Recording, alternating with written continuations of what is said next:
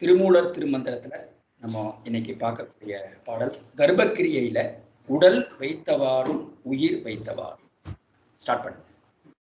உடல் வைத்தவாறும் உயிர் வைத்தவாறும் மடை வைத்த 9 வாய்தலும் வைத்து திடம் வைத்த தாமரை சென்னியுள் அங்கி கடை வைத்த ஈசனை கை கலந்தேனே. அப்படியேதான் இருக்கு பாடல். பாடலாம். உடல் வைத்தவாறும் உயிர் வைத்தவாறும் உடல் வைத்தவாறும் உயிர் வைத்தவாறும் மடை வைத்த 9 வாய்தலும் வைத்து மடை வைத்த 9 வாய்தலும் வைத்து திடம் வைத்த தாமரை சென்னியுள் அங்கி திடம் வைத்த தாமரை சென்னியுள் அங்கி கடை வைத்த ஈசனை கை கலந்தேனே. கடை வைத்த ஈசனை கை கலந்தேனே. உடல் வைத்தவாறும் உயிர் வைத்தவாறும் உடல் வைத்தவாறும் உயிர் வைத்தவாறும் மடை வைத்த 9 வாய்தலும் வைத்து மடை வைத்த 9 வாய்தலும் வைத்து திடம் வைத்த தாமரை சென்னியுள் அங்கி திடம் வைத்த தாமரை சென்னியுள் அங்கி கடை வைத்த ஈசனை கை கலந்தேனே. கடை வைத்த ஈசனை கை கலந்தேனே. சுப அண்ணாமலை புத்தகத்துல விளக்கம். உடம்பை படைத்து உயிரை அதில் வாழ வைத்தது போலவே உடம்பில் உயிர் நீங்கும் வழியே போல 9 வாயில்களும் வைத்து, உடம்ப வச்சிருக்காரு, அதுல உயிரையும் வச்ச மாதிரி 9 வாயில், உடம்பை விட்டு நீங்கிறதுக்கும் அதுக்கும் ஒரு வழியை வச்சிருக்காரு. 9 வாயில்களும் வைத்து மூலாதாரத்தில் மூலும் கனல் உச்சந்தலையில் சகசிராரத்தில் சென்று சோதியாக நிறைவு பெறும். மூலாதாரத்துல இருந்து அந்த கனல் சகசிராரத்துல போய் அந்த இடத்துல மூலும் அந்த கனல் உச்சந்தலையில சகசிராரத்தில் சென்று ஜோதியாக நிறைவு பெறும். அப்படி நிறைவு பெறத பிரம்மந்திர வாயிலையும் இறைவன் வைத்தான். இதுலயும் வருது பிரம்மந்திர வாயில், ஏற்கனவே நம்ம பார்த்திருக்கோம். ஆமா, பிரம்மரந்திரம். பாத்துட்டீங்களா? பிரம்மரந்திரம்ங்கிற அந்த ஆமா, அன்னைக்கே நீங்க சொன்ன. அப்போ அந்த வாயில் இருக்கு, பிரம்மரந்திரம், அந்த வாயில வச்சிருக்காரு. அப்ப இறைவன் அந்த வச்சிருக்கிற அந்த நிலையும் சொல்றாரு. நம்ம நினைச்சிட்டு இருக்கோம் மனித பிறவி பாவம் தானே அப்படின்னு நினைச்சிட்டு இருக்கோம். ஆனா இந்த மனித பிறவியே இல்லாமல் இறைவன் அடைவதற்கான வழியையும் இறைவன் வச்சிருக்கார் அப்படிங்கிறது அந்த பாடலுடைய கருத்து. அதுதான் இவர் சொல்றாரு. இந்த மடை அப்படிங்கிறதுக்கு ஒரு விளக்கம் கொடுத்திருக்காரு. வருதற்கும் போவதற்கும் உரிய வழி, அதான் மடை அப்படின்னு சொல்றாரு. வாய்தல் அப்படிங்கிற வார்த்தைக்கு வாய்தல் வாயில் அப்படின்னு சொல்றாரு, அல்லது துவாரம். படிச்சிட்டோம். ஆமா, படிச்சிருக்கோம். தாமரை சென்னி அப்படின்றதுக்கு சென்னி தாமரை அப்படின்னு ஒரு சொல்றாரு. தாமரை சென்னிக்கு சென்னி தாமரை. அடுத்தது தலையில் உள்ள சகசிராரம், கை கலத்தல், கூடுதல் அப்படின்னு அர்த்தமா. கை கலத்தல்னா கூடுதல். சென்னி தாமரைன்றத சகசிரதளத்தை சொல்றாரு. ஆமா, சொல்றாரு. அது தாமரைன்னு சொல்றாரு. அது சொல்றாரு. அது கூடுற இடம், கூடுது அப்படிங்கிற விஷயத்த கை கலத்தல் அப்படின்னு சொல்றாரு. அங்கிங்கிறது நமக்கு தெரியும், தீ. கடை வைத்த அப்படின்னா நிறைவு பெற செய்த அப்படின்னு அர்த்தம். கடை வைத்த. இந்த பாடல் நம்ம இவரு திருவாவடுதுறை அவங்க என்ன சொல்றாங்க அப்படின்னா, எனக்கு உடல் முதலியவைகளை உதவி பிரம்மரந்திரத்தில் ஒளி வடிவ உரையும் இறைவனை கூடினேன் என தன் மேல் வைத்து உண்மை உணர்த்துதல் அப்படின்னு சொல்றாரு. இறைவனோட நான் இன்னொரு தடவை சொல்றேன். எனக்கு உடல் முதலியவைகளை உதவி பிரம்மரந்திரத்தில் ஒளி வடிவ உள்ள உரையில் இறைவனை கூடினே, இறைவனோடு நான் கூடினேன். இதுதான் விளக்கம்னு சொல்றார் திருவாவூரத்தில். ரொம்ப சுருக்கமா என்னோட புத்தகத்துல படிக்கிறேன் சார். சிவபெருமான் உடலை அமைத்து அதில் உயிரை கூட்டிய குறிப்பை உணர்ந்து அவ்வுடல் நிலை பெறுதல் பொருட்டு அதில் நீர்மடை போல் உள்ள 9 துளைகளையும் அமைத்து உறுதிப்பாடுள்ள நெஞ்ச தாமரையின் மேல் தனது உருவத்தை தீயின் முனை போல வைத்துள்ள அவனை கூடி நான் இன்புறுகின்றேன். நெஞ்ச தாமரையில வச்சிருக்காராம் சிவபெருமானுடைய உருவத்தை. எப்படி வச்சிருக்காருன்னா தீயின் முனை போல. தீ கொழுந்ததுன்னா அந்த முனை வந்து முனை, ஆமா, அது மாதிரி முனை போல வைத்துள்ள அவனை கூடி நான் இன்புறுகின்றேன். கடை வைத்த ஈசனை கை கலந்தேனே அப்படின்றது அதுக்கு சொல்றாரு. கூடி இன்புறுகின்றேன், பெருமானை கூடி நான் இன்புறுகின்றேன் திருமூலர் சொல்ற மாதிரி. நல்லா இருக்கு. அதுக்கு கடை வைத்த ஈசன் இன்னொரு வாட்டி படிக்கவா சார்? இது விளக்கத்துல படிக்கலாம். இது புரிஞ்சது. விளக்கத்துல படி. என்ன சொல்றாரு? நீவீரும் அவ்வாறு அவற்றை உணர்ந்து அவனை கூடுதலே உடல் எடுத்ததன் பயன் என்பது கருத்து. நம்ம உடம்போட பயன் ஏன் எடுத்திருக்கோம்னா, அவரை அந்த சிவபெருமானை அந்த உறுதிப்பாட்டுள்ள நெஞ்ச தாமரையில அவரை கூடுதல் தான் அந்த உடலோட பயன் அப்படின்னு சொல்றாரு சார். அப்புறம் உயிர் வைத்தவாறும் என்பதன் பின் உணர்ந்து என ஒரு சொல் வருவிக்க அப்படி வச்சுக்கணுமா? உயிர் வைத்தவாறும் உணர்ந்து நீங்க செயல்படுங்க. ஏன்னா உடலுக்குள்ள உயிரை வச்சிருக்காருல, அதை உணர்ந்து நீங்க செயல்படுங்க அப்படின்னு நம்ம எடுத்துக்கணுமா சார்? மடை வைத்த என்பதில் வைத்த அப்படின்றது ஓம உருவு, அத ஓமைன்னு சொல்றாரு. அது ஓமை சொல்றாரு. திடம் அப்படின்னா உண்மை, அன்பு. இருதய கமலத்தின் மேல் இறைவன் தீ கொழுந்து வடிவாய் உள்ளான் அப்படின்னு சொல்றது. இருதய கமலம் அவரு சொல்றது வந்து தாமரை சென்னியுள் சொல்றாருல்ல, திடம் வைத்த தாமரை, அதுக்கு நெஞ்சத்துல சொல்றாரு. அவர் இருதயம் சொல்றாரு. ஆமா, இருதய கமலத்தின் மேல் தாமரைன்றத கமலன்ட்டாரு. இறைவன் தீ கொழுந்து வடிவாய் உள்ளான் அந்த மாதிரி என உபரிடதங்களில் தகர வித்தை அப்படின்னு கூறும் வழி கூறப்பட்டுள்ளதாம். உபனிஷதங்கள் இருக்குல்ல, வேதங்கள் உபனிஷதங்கள் என்ன சொல்லியிருக்காங்களா, இறைவன் எப்படி இருப்பாருன்னு சொன்னா இருதய கமலத்தின் மேல் தீ கொழுந்து வடிவாய் உள்ளான் அப்படின்னு உபனிஷத்துல இருக்கான். அத நீங்க உணருங்க அப்படின்னு சொல்றாரு. கூறும் வழி, அந்த வழி இதுல நாம கூறப்பட்டது அப்படின்றாரு. யோகியர் அதனையே நினைத்தலின் தாமரை சென்னியுள் அங்கி கடை வைத்த ஈசன் சொன்னாராம். தாமரை சென்னியுள் அங்கி கடை வைத்த ஈசன் என்றார். சென்னி என்றது மேல் இடத்தை, உடம்போடு நிற்கும் கால் தியானத்தாலும் பாவனையாலும் இறைவனை கூடும் இடம் இருதயம். தியானத்தால கூடினால இறைவனை இருதயத்துலதான் கூடணும். பாவனை பண்ணி இறைவனோட கூடி இருக்கிற மாதிரி இருந்தாலும் அதுவும் இருதயம் தான். இருதயமும் புருவ நடுவுமே ஆகும் அப்படின்றார். அவற்றை ஒழித்து சென்னி தாமரை என மொழி மாற்றி உடம்பை விட்டு போகுங்கால் பற்றும் இடமாகிய பிரம்மரந்திரத்தை கொள்ள வேண்டாமை அறிக. உடம்பை விட்டு போற அந்த சமயத்துல நம்ம போய் பிரம்மரந்திரத்தை பற்றி கொள்ள தேவையில்லை. உடம்பு உயிரும் இருக்கும் போதே நம்ம வந்து அவரை தாமரையில வச்சுக்கணும் அப்படின்னு என அறிகேன் போட்டு கை கலந்தேன் என்பது இடைச்சொல். இதனால் உடம்பினை அளித்த தலைவனது குறிப்பை உணர்ந்து அதன் கண்ணே அவனை கூடும் முறை அறிந்து கூடுதல் வேண்டும்.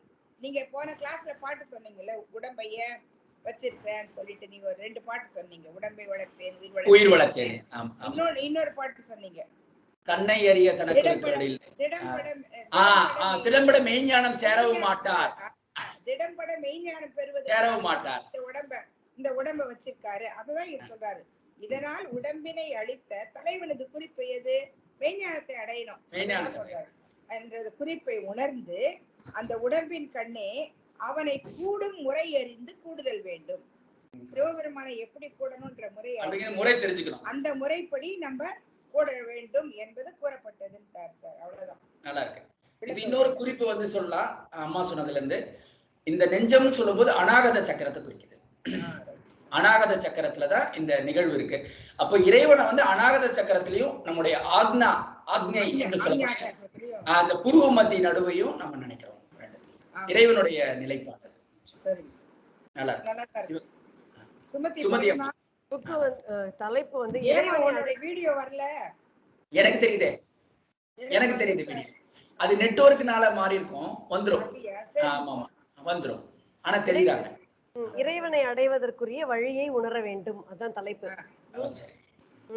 உடலை மாயை நின்று தோற்றுவித்த விதமும் உடலுள் உயிரை அமைத்த விதமும் உணர்ந்து மடையுடன் கூடிய 9 வாயில்களை அமைத்து உறுதியான 1000 இதழினை உடைய தாமரையுடன் கூடிய சிரசில் தீயின் இறுதி நிலை வைத்த இறைவனை சுழுமுனையிலே சேர்ந்தேன்.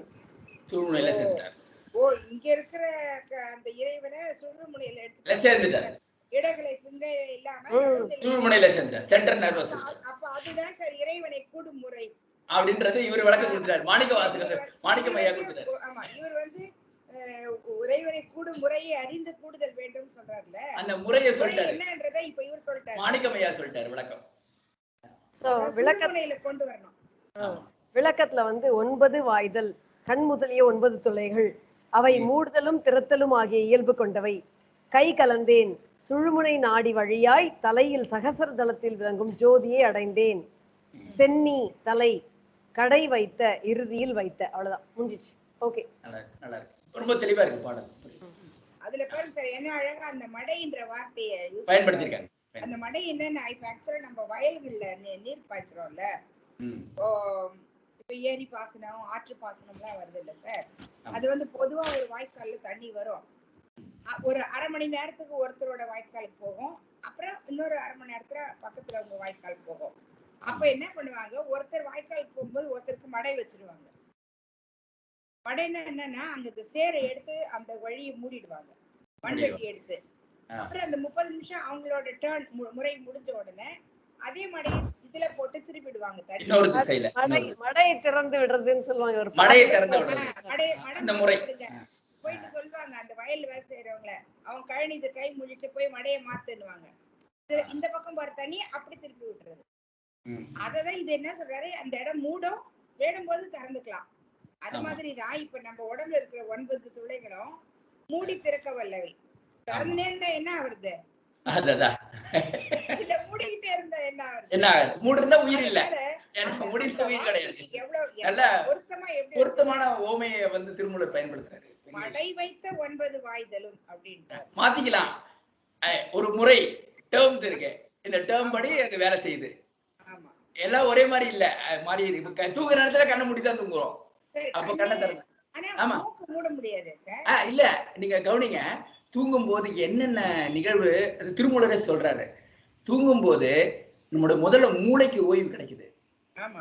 அப்புறம் நல்லா தூங்கிட்டீங்கன்னா கனவு வரக்கூடாது. ஏற்கனவே சொல்லியிருக்கேன், கனவே வரக்கூடாது. ஆழ்ந்த தூக்கத்தில் கனவு வராது. நீங்க சிந்தனையே பண்ண மாட்டீங்க. சொர்க்கம் அது. இறைவனை வந்து நீங்க டச் பண்ற நேரம் எதுன்னா தூங்குற நேரம் தான். நம்ம இறைவனை டச் பண்றது நமக்கே தெரியாது. இறைவனோட நம்ம போய் அவருடைய ஹீல் பண்றாரு. நம்மள ஆன்மாவை டச் பண்ணிட்டு வந்துடுறோம். ஆனா அங்கே சேர்றது இல்ல, அந்த அளவுக்கு ஞானம் இல்ல, தூக்கத்திலே செய்ய முடியாது. அப்புறம் திரும்பி விழிப்புல நம்ம ரொட்டீன் லைஃப்ல இருக்கோம். அப்ப அந்த தூக்கத்துக்கு வந்து என்ன பொருள் சொல்லப்படுதுன்னா, 60% இயக்கம் நிற்றப்பட்டு 40% வேலை செய்யுது உடம்புல. தூக்கத்து விழிக்கும். இப்ப 9 வாயில்ல காது கூட நீங்க சொல்ற மாதிரி தூங்குற நேரத்துல கேட்காம கேட்காது. பக்கத்துல யாருன்னா சத்தம், ரொம்ப பெரிய சத்தம் வந்தாதான் கேட்கும். அப்ப அது மூடிக்குது தன்னைத்தானே அப்படின்னு சொல்லலாம். ஆனா மூக்கு இல்ல, மூச்சை பத்தி சொல்லும் போது அதுக்கும் விளக்கம் இருக்கு. தூங்கும் போது சூடு இருக்கணும், குளிர்ச்சி இருக்கக்கூடாது, சூடு இருக்கணும். அது மிதமான சூடை கொடுக்குது. இப்ப நீங்க பேசுறதும் போது எனர்ஜி ஜாஸ்தியாகுது, அப்ப சூடு ஜாஸ்தி தேவை. நீங்க வந்து வேலை கம்மியா தானே பண்ண போறோம், தூங்குற வேலை தான் பண்ண போறோம். அப்ப மூளைக்கு வேலை கிடையாது. அப்போ ஏக்கங்களுக்கு வேலை இல்லை, உடல் உறுப்புகள் ஏக்கங்களுக்கு வேலை இல்லை. அப்ப சூடு வந்து மிதமா இருந்தா போதும், ஜாஸ்தி தேவையில்லை. குளிர்ச்சியும் அதிகமா தேவையில்லை. அப்ப மிதமான சூடுக்கு சுடுமுனை நாடி, சுடுமுனை நாடி அப்ப நல்லா இருக்கும். அந்த நேரத்துல சுடுமுனை நாடி சிறப்பா இருக்கும். சிஸ்டமா நம்ம மூச்சு வந்து அதுவே அளவு படுத்திக்கும். அப்ப அதுக்குதான் மூக்கு தேவை. அப்ப அது ஓபன் ஆயிடும். நம்ம ஓடும்போது வேகமா மூச்சு தேவைப்படும், தூங்கும் போது ரொம்ப குறைவா தேவை. அதான் அப்போ அதுக்கு மடை சரி பண்ணிட்டு. ஆமா, இப்ப நல்லா தூக்கம் வந்துருச்சுங்க. எனக்கு வந்து நான் எப்படி தூங்கினேன்னு தெரியல, அடிச்சு போட மாதிரி தூங்கினேன் சொல்லுவாங்கல்ல. நான் விழிச்சு பார்த்தேன், எப்ப சாப்பிட்டேன் எப்ப தூங்கினேன்னு தெரியல. சில பேர் சாப்பிட்ட பிறகு படுத்துட்டேன், என்ன நடந்ததுன்னே தெரியலன்னு சொல்லுவாங்க. அப்போ அந்த நிலையில மனம் வந்து ஆழ்ந்த நிலைக்கு தூக்கம் போயிடுச்சுன்னா, நம்முடைய இந்த இவர் சொன்ன பாருங்க, அந்த நெஞ்சத்துல இறைவன் இருக்காரு. இங்க நம்ம நினைவு நிலையில தான் நம்ம இருக்கோம். இந்த நினைவுல இருந்து இங்க வந்துருவாரு, நெஞ்சத்துக்கு வந்துருவாரு. நான் சொன்ன மாதிரி அடுத்தது நம்ம சொன்னோம் சுவாதிஷ்டான சக்கரம், அங்க உட்காந்துருவாரு நல்ல ஆழ்ந்த தூக்கத்துல. மூலாதாரத்துக்கு மட்டும் போக மாட்டாரு, போனாங்கன்னா அது உயிர் போயிடும், அங்க போக மாட்டாங்க. அப்போ சுவாதிஷ்டானது லெவல்ல நம்மளுடைய ஆழ்ந்த தூக்கம் இருக்கும். இது வந்து நம்முடைய சித்தர்கள் பாடல்ல இருக்கு. அப்போ இந்த தூக்கம் வந்து நல்லதுதான், அதுதான் இந்த இதுல சொல்லப்படுது. அதனால ரொம்ப நல்லா அற்புதமான விளக்கம். வேற ஏதாவது படிக்கணுமா? சுமதி அம்மா முடிச்சிட்டீங்களா? விளக்கம் இருக்கா? முடிஞ்சிருச்சு. நம்ம ஒரு இதை பாடிடுவோம். உடல் வைத்தவாறும் உயிர் வைத்தவாறும், உடல் வைத்தவாறும் உயிர் வைத்தவாறும், மடை வைத்த 9 வாய்தலும் வைத்து, மடை வைத்த 9 வாய்தலும் வைத்து, திடம் வைத்த தாமரை சென்னியுள் அங்கி, திடம் வைத்த தாமரை சென்னியுள் அங்கி, கடை வைத்த ஈசனை கை கலந்தேனே, கடை வைத்த ஈசனை கை கலந்தேனே. அடுத்த பாடல் வந்து கேட்டு நின்றேன் எங்கும் கேடியில் பெருஞ்சுடர். கேட்டு நின்றேன் எங்கும் கேடில் பெருஞ்சுடர், மூட்டுகின்றான் முதல் யோனி மயன் அவன், கூட்டுகின்றான் குழம்பின் கருவை உரு, நீட்டி நின்றாகத்து நேர்பட்டவாறே. அப்படிதான் இருக்கு, பாடலாம். கேட்டு நின்றேன் எங்கும் கேடில் பெருஞ்சுடர், கேட்டு நின்றேன் எங்கும் கேடில் பெருஞ்சுடர், மூட்டுகின்றான் முதல் யோனி மயன் அவன், மூட்டுகின்றான் முதல் யோனி மயன் அவன், கூட்டு நின்றான் குழம்பின் கருவை உரு, கூட்டுகின்றான் குழம்பின் கருவை உரு, நீட்டி நின்று ஆகத்து நேர்பட்டவாறே, நீட்டி நின்று ஆகத்து நேர்பட்டவாறே. கேட்டு நின்றேன் எங்கும் கேடில் பெருஞ்சுடர், எங்கும் கேடில் பெருஞ்சுடர், மூட்டுகின்றான் முதல் யோனி மயன் அவன், யோனி மயன் அவன், கூட்டி நின்றான் குழம்பின் கருவை உரு, கூட்டுகின்றான் குழம்பின் கருவை உரு, நீட்டி நின்று ஆகத்து நேர்பட்டவாறே, நீட்டி நின்றாகத்து நேர்பட்டவாறே. சுபாண்ணாமலை புத்தகத்துல விளக்கம். அழியா சோதி ஆகிய இறைவன் உலகங்கள் யாவற்றுக்கும் முதல் காரணமாகிய மாயையில் கலந்து, முதல் காரணமா மாயையில் தான் கலந்து அதில் கலக்கியும், அதான் கலக்கியும்ன்ற வார்த்தையை சொல்லும்போது கூட்டி நிறைவான் குழம்பில் கருவை அப்படிங்கிறது குழம்பு, அத கலக்குதல், குழம்புதல்ங்கிற கலக்குதல் அப்படின்னு சொல்றாரு. கலக்கியும் அடுத்தது அவர் சொல்லக்கூடிய விஷயம் என்னன்னா, ஆண் பெண்களை கூட செய்தும், ஆண் பெண்களை கூட செய்தும் அவர்களின் சக்தியை கொண்டு கருவை உருவாக்கி உருவமாக்கியும் அந்த உடம்பினுள் உள்ளும் நின்று அனுபவ பொருளாகிறான். அந்த உடம்பில் நின்று அனுபவ பொருளாகிறான். இதனை நூலில் அறிந்து கொண்டே அப்படின்னு சொல்றேன். இது வந்து திருமூலர் சொல்ற, இந்த நூல் மூலமா நான் அறிஞ்சுக்கிட்டேன் அப்படின்ற மாதிரி சொல்றேன். இது புரியுதா இந்த விளக்கம்? இது வந்து திருவாவடுதுறையில பார்க்கலாம். இதே விளக்கத்துல திருவாவடுதுறையில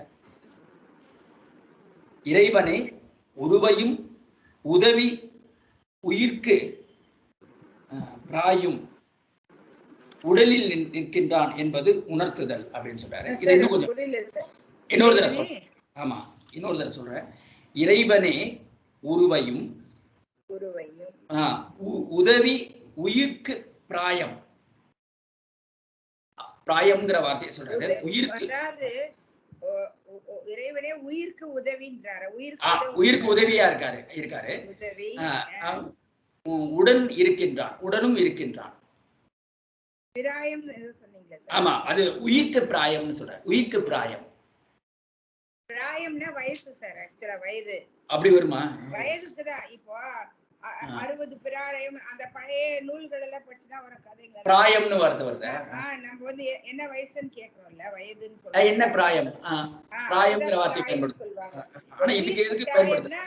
அந்த உயிருக்கு எவ்வளவு வயசுன்றத விதிக்கிறாருன்னு சொல்றாரு அப்படின்னு சொல்றாருன்னு நினைக்கிறேன். இன்னொரு விளக்கத்துல பார்ப்போம். ஏன்னா இவரும் விளக்கம் கொடுக்கிறாரு. அதுல இறைவனே உருவையும் உதவிக்கு உயிர் பிராயமும் உடன் நின்றான் என்பது உணர்த்துவது இந்த பாடல் அப்படின்னு சொல்றாரு. இதுக்கு விளக்கத்தையும் நம்ம பார்க்கலாம். இன்னும் விளக்கம் கொடுக்குறாங்க. தனக்கு ஒரு கேடு இல்லாத ஒளி வடிவமான பெருமான், தனக்கு கேடு இல்லாத பெரும் சுடர்னு சொல்றாரு. அப்படின்றதுக்கு கேடு இல்லாத ஒளி வடிவமான பெருமான் முதல் காரணத்தினின்று சிருஷ்டியை தொடங்குகின்றான். குழம்பான கருவை சேர்ப்பிக்கின்றான். குழம்பான கரு மிக்ஸ் பண்றான். குழம்பான கருவை அதுக்கு சேர்ப்பிக்கின்றான்.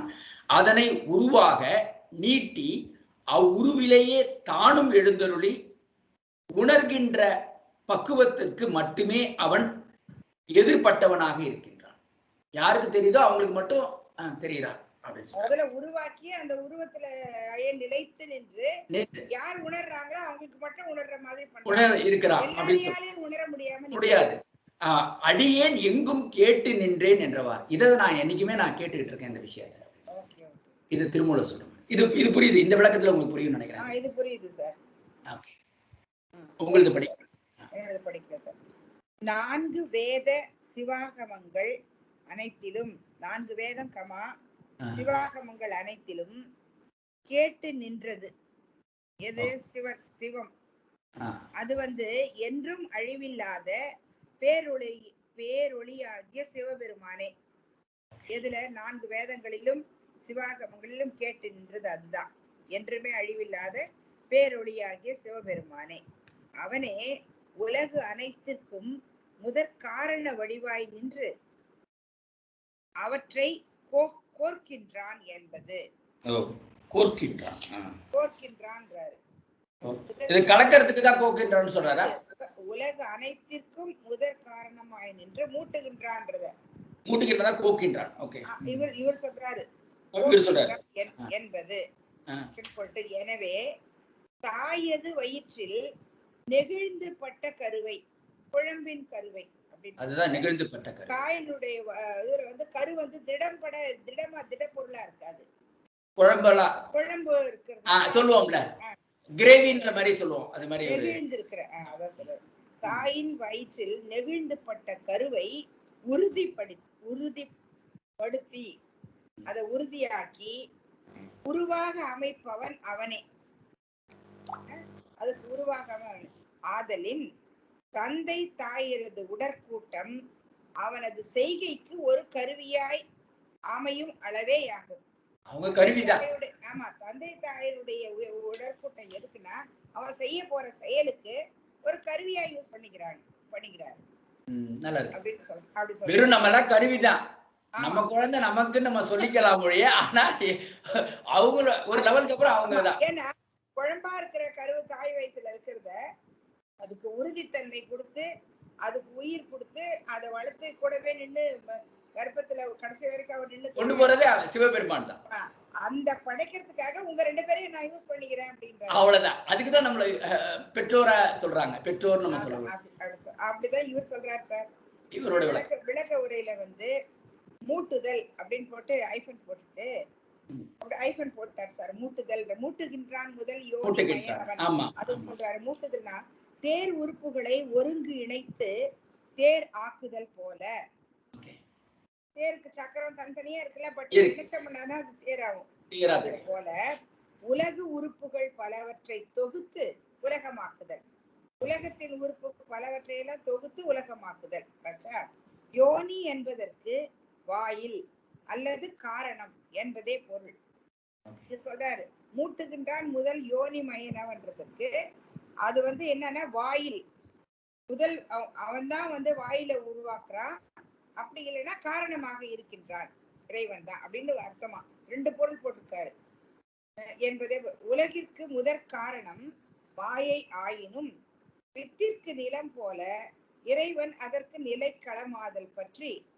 வித்து இருந்தாலும் கூட அதுக்கு நிலம் வேணும் இல்லையா? அது மாதிரி மாயை வந்து உலகத்திற்கு முதற் காரணமா இருந்தாலும் சிவபெருமான் தான் இறைவன் அதற்கு நிலை களமா இருக்கிறாராம். ஆதல் பற்றி அவனையே முதல் காரண வடிவினன் அப்படின்ட்டு சொல்றாரு. அதாவது மூட்டுகின்றான் முதல் யோனி மயன். அவன் முதல் யோனி மயன். அதுக்கு வந்து காரணம் யோனின்றதுக்கு காரணம்னு பொருள் சொல்றாரு. இல்லனா வாயில்னு இன்னொரு பொருள் சொல்றாரு. அதான் சொல்றாரு. அதனால முதற் காரணமான வடிவினன் என்று நூல்கள் சில இடங்களில் கூறும். சில நூல்கள்ல அந்த மாதிரி போட்டிருக்காங்களாம். கூறும். அவ்வாற்றால் முதல் யோனி மயன் அவன் என்றார். அப்படி அதனால அப்படி சொன்னாராம். அவன் மூட்டுகின்றான் என முன்னே கூட்டுக. அவன் மூட்டுகின்றான் முதல்லயே கூட்டிக்கணுமா? அவன் மூட்டுகின்றான். ஆமா, கூட்டுக கடைசியில வருதுல. ஆமா ஆமா, அத முன்னே மயன் அவன் இருக்கிறதுல அவன் மூட்டுகின்றான். அப்படி கூட்டுக அப்படின்றாரு. அவ்வாற்றால் கேட்டு நின்றேனே என்பதன் பின் அது என்பது எழுவாயும் மூட்டுகின்றான் என்பது பயனிலையும் நிலையாய் நிற்கின்றன. மூட்டுதற்கு உலகம் என செயற்படும் பொருள் வருவிக்க கருவை உருவாக நீட்டி நின்று கூட்டுகின்றான் என்க. அப்படி எடுக்கணுமா? கருவை உருவாக நீட்டி, அதாவது நீங்க சொன்ன மாதிரி குழம்பா இருக்கிற கருவை உருவம் கொடுத்து சொல்றாரு. உருவாக நீட்டி நின்று கூட்டுகின்றான் என்க அப்படின்னு போட்டுட்டாரு. போட்டு நேர்படுதல் அப்படின்னா நினையாது ஒன்றாய் இடை வருதல். இது வந்து எங்க நேர்பட்டவாறே அப்படின்னா நினையாமல் அது இடையில வருமா. இவ்வாறு கூறியது அதன் தன்மையின்மை உணர்த்திற்கு. இதனால் கருவை உருப்படுத்துகின்றவன் சிவபெருமான் என்பதே உண்மை நூல். உண்மையான நூல்கள் துணிவு ஆதல் கூறப்பட்டது. உண்மையான நூல்களின் முடிவுல என்ன சொல்லியிருக்காங்கன்னா கருவை உருப்படுத்துகின்றவன் சிவபெருமான் அப்படின்றதுதான் அப்படின்னு சொல்றாரு. அதுதான் அதான் நூல்ல சொல்லப்பட்டிருக்கு. உண்மையான நூல்ல சொல்லப்பட்டிருக்கு. தலைப்பு வந்து இறை இயல்பை கேட்டு நின்றேன். இறை இயல்பை கேட்டு நின்றேன், அதுதான் தலைப்பு. இது பொழிப்புரை வந்து நூல் அறிந்தவரும் நுட்பமான அறிவுடையாரும் ஓதும் முறையை கேட்டு நின்றேன். அவர்களது கூற்று இது: எக்காலத்தும் எங்கும் நின்று விளங்குபவன், கேடில்லாத உயிர்களை வினைக்கீடாக உலக உடல்களில் பொருத்தும் வினை முதற் காரணன் அவன். குழம்பை போன்ற கருவை கூட்டி வைக்கின்றான், அதை உருவாக்குகின்றான், உடலை வளர்க்கின்றான், அவற்றுடன் கலந்து நிற்கின்றான். அவ்வாறு சேர்ந்திருக்கும் தன்மையை நேர்படல் என்பர்.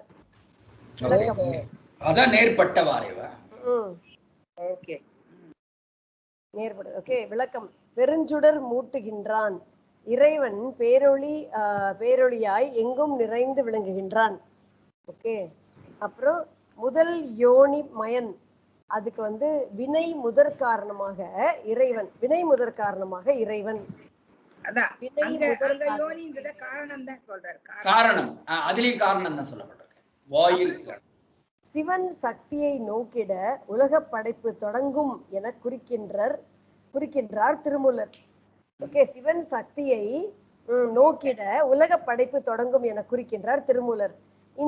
இந்த முதல் நிலைக்கு பின்னர் நுண்மையான உயிர் சுக்கில ஸ்ரோனித கலப்பில் சேர்ப்பது நிகழும்.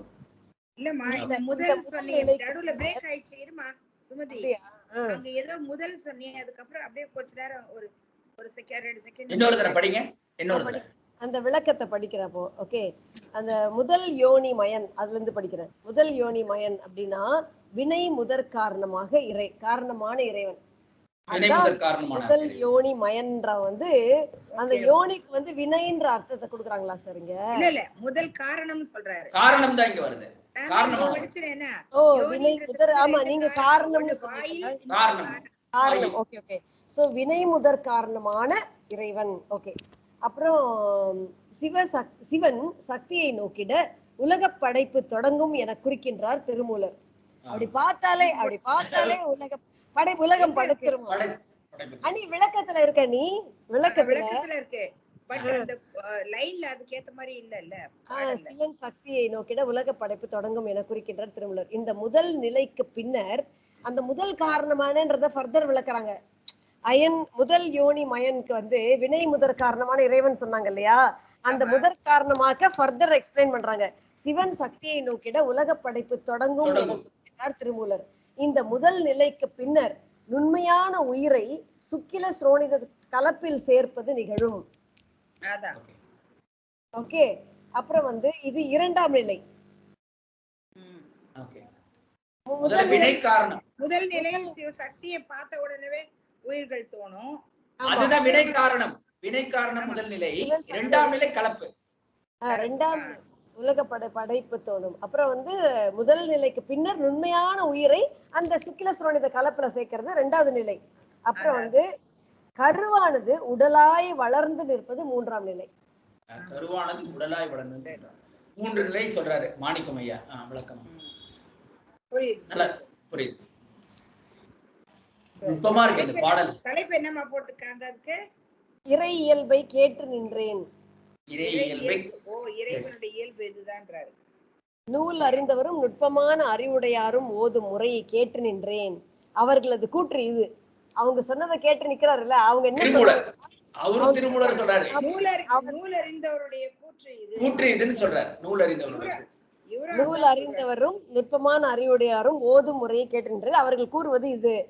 என்ன சொல்றாங்கன்னா, எக்காலத்தும் எங்கும் நின்று விளங்குபவன் கேடில்லாத உயிர்களை வினைக்கீடாக உலக உடல்களில் பொருத்தும் கூட்டி வைக்கின்றான், அதை உருவாக்குகின்றான், உடலை வளர்க்கின்றான், அவற்றுடன் கலந்து நிற்கின்றான். அவ்வாறு சேர்ந்திருக்கும் தன்மையை நேர்படல் என்பர்.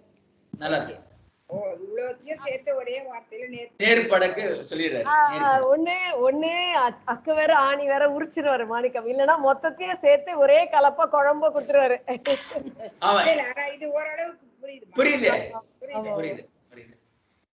இடையரா உதவி சுபாண்ணாமலையா தலைப்புல வந்து இடையரா உதவியா இந்த தலைப்பு. இடையரா உதவி பண்றது ஆரம்ப காலத்துல இருந்து கடைசி வரைக்கும் சேர்ந்து உதவி பண்ணிட்டே இருக்காரு. ஹெல்ப். கருவை வந்து நீட்டி பழம்பா இருக்கிற கருவிக்கு உறுதி கொடுத்து உயிரை கொடுத்து கூட கடைசி வரைக்கும் இருக்காரு. இடையரா உதவி. நல்லா இருக்கு. பிறைகளுக்கு ஏற்ப அதுக்கு அதோட இதுல காலத்தை நிர்ணயிக்கிறது. கால நிர்ணயம், எப்போ வந்து உயிர் போகணும், எப்போ இருக்கணும், எப்போ தங்கணும் அப்படிங்கிற விஷயங்கள்லாம் ஃபுல்லா அதோட மொத்த கணக்கையும் பாக்குறாரு. செய்யற வரைக்கும் இருப்பாரு கூட. பாடல் பாடினோம். கேட்டு நின்றேன் எங்கும் கேடில் பெருஞ்சுடர். கேட்டு நின்றேன் எங்கும் கேடில் பெருஞ்சுடர். மூட்டுகின்றான் முதல் யோனி மாயன் அவன். மயன்தான். நான் தான் மாயன். மயன்தான். மூட்டுகின்றான் முதல் யோனி மயன் அவன் கூட்டி நின்றான் குழம்பின் கருவை உரு கூட்டுகின்றான் குழம்பின் கருவை உரு நீட்டி நின்று ஆகத்து நேர்பட்டவாறே நின்று ஆகத்து நேர்பட்டவாறே. அடுத்த தலைப்பு பூவுடன் மொட்டு பொருந்த வளர்ந்த பின் அப்படின்னு வரும். ஆமா அம்மா குழந்தை கூப்பிடுறாங்க. ஆதார சக்தி அப்படின்னு நான் படிக்கிறேன் சார். பூவுடன் மொட்டு பொருந்த அலர்ந்த பின் காவுடை தீபம் கலந்து பிறந்திடும் நீரிடை நின்ற குமிழி நிழலதாய் பாருடல் எங்கும் பரந்தெட்டும் பற்றுமே. ஒரே ஒரு வார்த்தை மற்றபடிலாம் அப்படியே இருக்கு. பூவுடன் மொட்டு பொருந்த வளர்ந்த பின் இருக்கு. வளைந்த பின்னா வளர்ந்த பின் வளர்ந்த பூ பூக்கிறது. அப்படியா? இவர் ஏன் அப்படி பிரிச்சிருக்காருன்னு தெரியல. இவர் எப்படி பிரிச்சிருக்காருன்னா வளர்ந்த சின்னலா போட்டிருக்காரு, இடையினலா வளர்ந்த இங்கே இடையினராதான் லா லா லா வளர்ந்த. ஆமா வளர்ந்த பின் பெரிய சின்னலா சின்னலா சின்னலா இங்கே சின்னலா தானே. நீங்க வந்து பொருந்த வளர்ந்த பின்ன ஒரே வேர்டா போட்டுருக்காரு. இங்க பிரிச்சுட்டாரு. பாவ வந்து அலர்ந்தல் போட்டு ஆக்சுவலா சேர்த்துறாரு, அலர்ந்தல் போட்டுறாரு. அலர்ந்தனா என்னன்னா மொட்டா இருக்கிறது மலருது இல்ல, அந்த நிலைமைக்கு தான் அலர்தல் சொல்றது. அலர்தல். ஆமா அதுக்குதான் வந்து அதாவது முதல் எழுத்து திரிந்த தொழிற்பெயர்னு ஒரு நிறைய வரும். அதுல மலர் அலர் ரெண்டுமே ஒண்ணுதான். ஒரே எழுத்துமா இங்க வந்து ஆ வரும். ரெண்டுத்துக்கும் வந்து மலர்ன்னு தான் சொல்லுவாங்க. அதனாலதான் அலர் மேல் மங்கை. ஏன் இது மகாலட்சுமிக்கு என்ன பேருன்னா அலர். அந்த அம்மா தாமரை மலர் மேல உட்கார்ந்து இருக்காங்கல்ல, லட்சுமி எதுல உட்கார்ந்து இருக்காங்க, அதான் மலர் மேல் உட்கார்ந்து இருக்கிற மங்கைக்கு தான் அலர் மேல் மங்கை. அலமேலுன்றது கிடையாது. ஆக்சுவலா அவங்க பேர் என்னன்னா அலர் மேல் மங்கை. அலர் மேல் மங்கை. அதுதான் அலர்னா பூன்னு அர்த்தம். அலர்ந்த விரிந்த மலர் அப்படிக்குதான் அலர்ன்னு சொல்றது, அலர்தல் சொல்றது. நல்லா இருக்கு. ஒரு வகை பூக்களுக்கு அலரினே பேர் இருக்கும். மொட்டை பூரா இருக்கும் சார். அந்த பூ மலர்ந்த பிறகு பார்த்தா அதுக்கு நம்ம அலரி பூனே சொல்லுவோம். அலர்தல்னா அப்படி விரிஞ்சிருக்கும், விரிஞ்சிருக்கும். அதான் இங்க சொல்றாரு. பூவுடன் மொட்டு பொருந்த அலர்ந்த பின் அது மலர்ந்த பின் அப்படின்னு அர்த்தம். அதுக்கப்புறம் வந்து கா உடை தீயும் கலந்து பிறந்திடும். கா என்ன போட்டிருக்கு உங்களுக்கு? கா உடை சரி, தீயும் இல்ல தீபம்னு இருக்கு. தீபம் தீயும் அப்படின்னு வார்த்தை போட்டிருக்கு. தீயும் தீயும் இருக்கா? தீயும் அது மட்டுமா இருக்கு.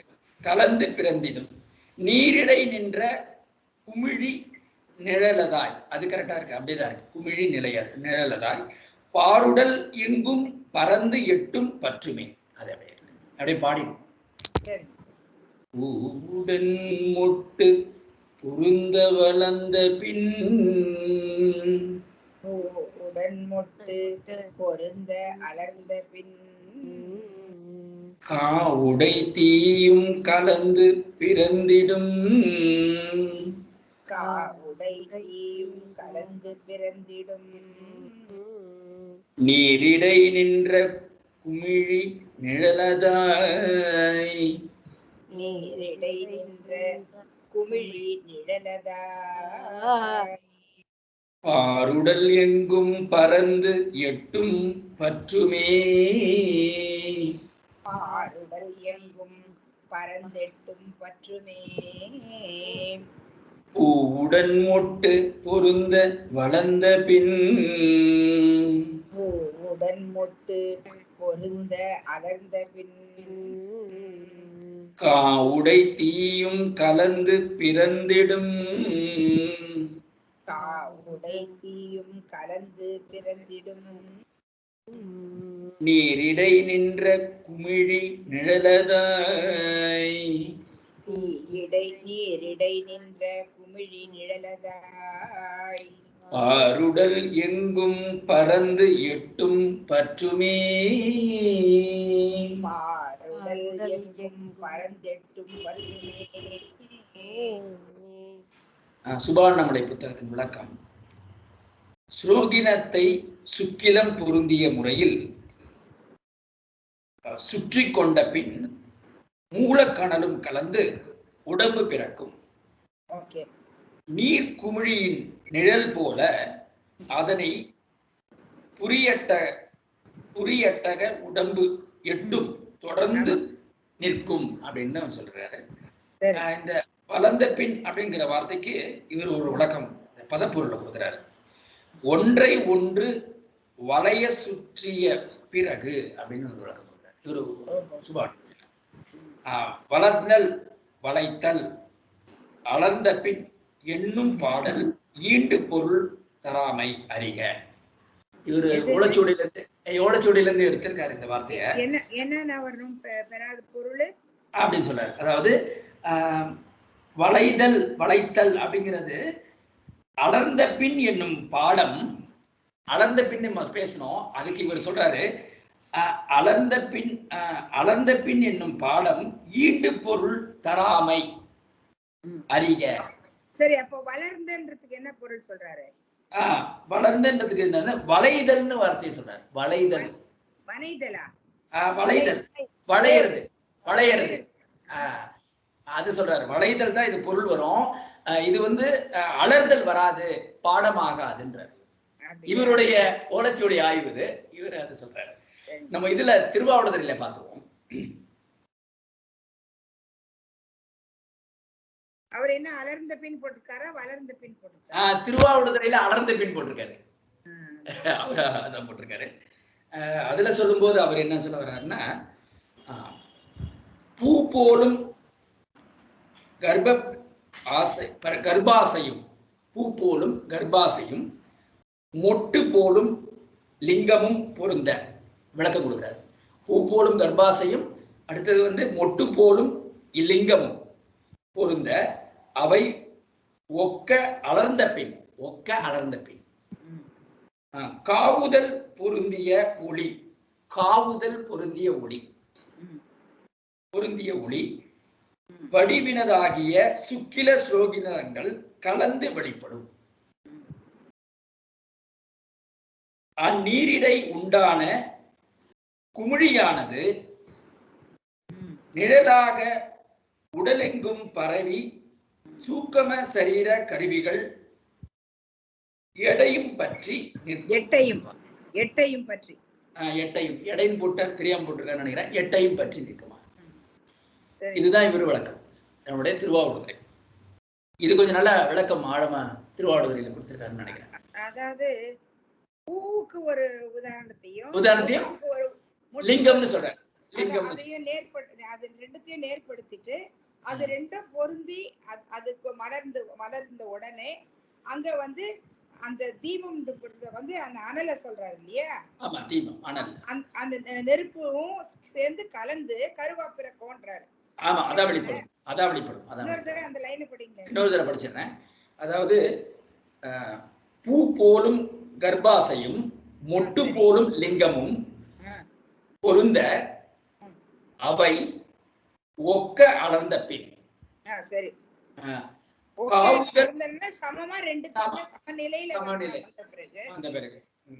காவுதல் பொருந்திய. அதுக்கு விளக்கம் நான் பாக்குறேன், பின்னாடி இருக்கான்னு கொடுத்துருக்கான்னு பாக்குறேன். காவுதல் பொருந்திய ஒளி வடிவம் ஆகிய சுக்கில ஸ்ரோகிதங்கள் கலந்து வெளிப்படும். அது நம்ம முன்ன ஒரு பாட்டுல கூவி அழுன்னு படிச்சோம் ஞாபகம் இருக்கு. அததான் இது சொல்றாரோன்னு எனக்கு வருது. அதுலயும் அதே மாதிரிதான் அது சுக்கில ஸ்ரோணி இதுலதான் வருது. அதுலயும் அந்த போயிட்டு கர்ப்பம் இதுவாகிறது வருது. அததான் இங்க காவுடைய தன்மையுடைய அப்படின்னு சொல்றாரான்னு தெரியல. பின்னாடி அந்த விளக்கம் இருக்கான்னு பாக்கலாம். நீரிடை உண்டான குமிழியானது நிழலாக உடலெங்கும் பரவி அப்புறம் பரவி சூக்கம சரீர கருவிகள் சரீர கருவிகள் கருவிகள். ஆமா. எடையும் பற்றி, எடையும் பற்றி, அதுதான் எடையும் போட்டிருக்காரா, எட்டையும் பற்றி நிற்கும் என்றவாறு. அதான் பாருடல் எங்கும் பறந்து எட்டும் பற்றுமே அப்படின்னு போட்டிருக்காரு. ஆமா, அதுக்கு இது சொல்லியிருக்காரு. இந்த இதுக்கு வந்து விளக்கம் வந்து காவுடை தீபம் என்றது, இந்த காவுதல்னு சொன்னார்ல, அதுக்கு விளக்கம் கொடுக்கிறார். காவுடை தீபம் என்பது இருவராலும் சுமக்கப்படுகின்ற ஒளி வடிவமான ரேசது. இன்னொரு பொருளை சொல்ற, இன்னொரு பொருளை தேடணும் போல இருக்கு நம்ம. ரேசது இன்னொரு விளக்கம் பார்க்க வேண்டியது இருக்கு, பார்ப்போம். இது என்ன சொல்ல வர்றாருன்னா, காவுடை தீபம் என்பது இருவராலும் சுமக்கப்படுகின்ற ஒளி வடிவமான ரேசது. இல்ல சார், இல்ல அது கிடையாது, வேற ஏதோ வார்த்தை. அது எழுத்து கொண்டு படிங்க, எழுத்து படுங்க. என்ன காவுடை தீபம் அது இருக்கு, அது இருக்கட்டும் சார். என்றது இருவராலும் சுமக்கப்பட்டு, அப்புறம் அந்த எழுத்து கூட்டுங்களேன். அது வந்து ஒளி வடிவமான ரே தசு. ரே தசு என்னன்னு தெரியணும், அது பார்க்கணும். ரே தசு குறையவே, குறையுதான், குறையவே. அடுத்தது வந்து பாத்தீங்கன்னா தேச்சு, இன்னொரு வார்த்தை போடுறார், தேச்சு. புதுசா இருக்கு வார்த்தை, ரேசது. ஆமா, ரே தசு குறையவே, தேச்சு குறைதலின் ரே தசு தீபமாக உருவாக்கப்பட்டது. அது தீபம்னு சொல்றாரு.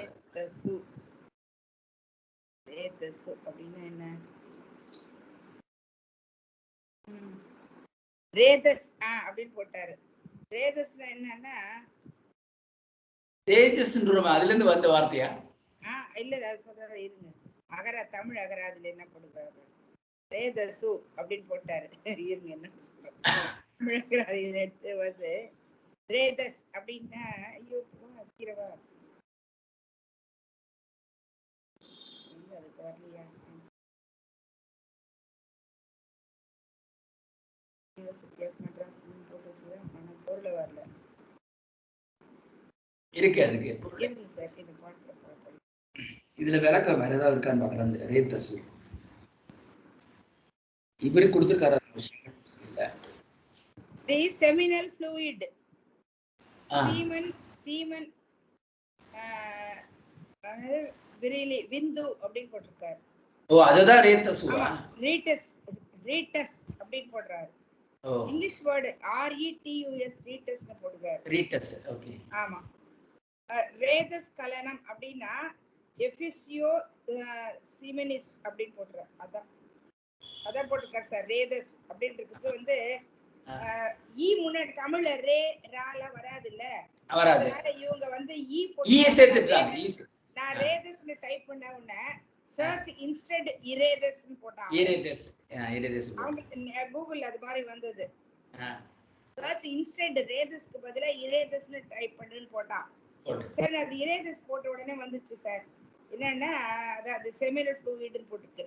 இப்போ நீங்க வந்து ரேதஸுடன் வேற என்ன சொன்னீங்க? இன்னொன்னு வந்து ரேதஸ், அதுக்கப்புறம் அந்நீரிடை உண்டான குமிழியானது நேராக உடலெங்கும் பரவி சூக்கம சரீர கருவிகள் எட்டையும் பற்றி நிற்கும்.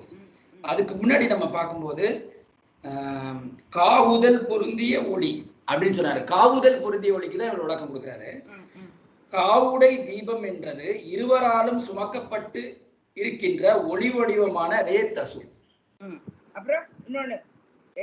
ரேதசு குறைஞ்சிருதான், குறையவே தேச்சு அடுத்தது வருது, தேச்சு குறைதலின் ரேதசு தீபமாக உருவாக்கப்பட்டது. தேச்சு திருவாவூடுதலை மட்டும்தான் இது மாதிரி சொற்களை பயன்படுத்துறாங்க. திருமூலர் வார்த்தைகள்ல வரல. அதுதான் திருமூலர் எளிய பொருளா தான் இருக்கு. அவரோட டிக்ஷனரிக்கு இன்னொரு டிக்ஷனரி எடுக்கணும்ல. தேச்சு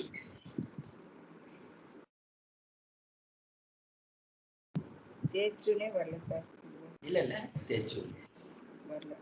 பார்க்கலாம். உங்கள்ட்ட படிச்சு பாப்போம். தேசி தான் வருது. தேச்சு தேசின்றதுக்கு வரையறை விளக்கம் அப்படின்னு வருதா? தேச்சு